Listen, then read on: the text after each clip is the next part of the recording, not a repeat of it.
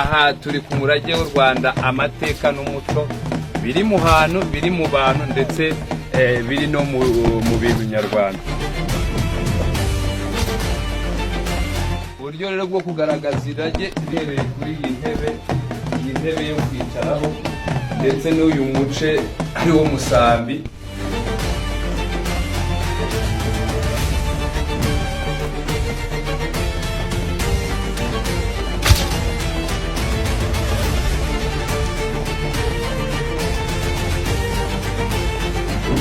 Isoko rero ikituraje ishinga ni umubano mu bantu, ndetse nangira mugire imwe y'abakurambere bacu.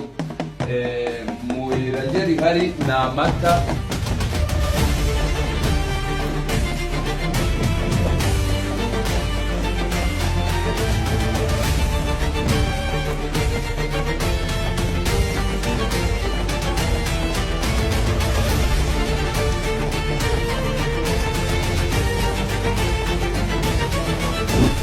Ugeze imwe mana mushira ruhungu, ubanza busasa mahana, iwacu bwera mahana, igitwe no kukirinda, nyabusabe nirage bene mahana mama we, iri nirage Saruheshi.